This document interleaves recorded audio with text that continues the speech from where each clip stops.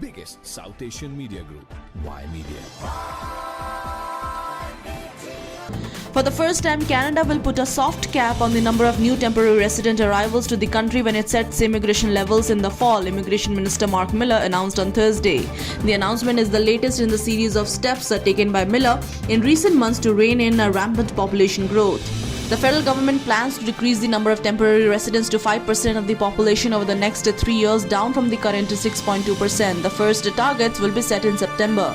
Canada has seen a sharp increase in the number of temporary residents coming in each year, with the Miller saying in the past that the country has become addicted to temporary workers. Strong population growth in Canada has led to intense scrutiny of the country's immigration policies and particularly of temporary resident streams. Canada's population grew by more than 430,000 during the third quarter of 2023, marking the fastest pace of population growth in any quarter since 1957. Nearly 3/4 of that growth was driven by non-permanent residents.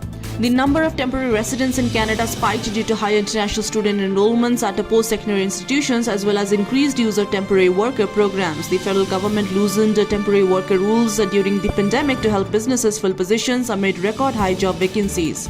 Canada also brought in a significant number of migrants in response to humanitarian crisis, including 300,000 Ukrainians fleeing the Russian invasion.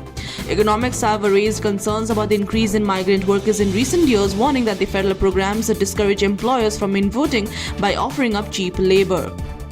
Miller had already slashed the number of new international student visas by more than 1/3 earlier this year. He also issued a temporary cap to address housing pressures and problems in the student visa system that has allowed some bad actors to take advantage of high international student tuition while providing poor education.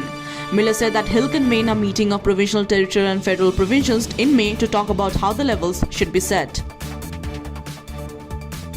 Biggest South Asian media group, Y Media.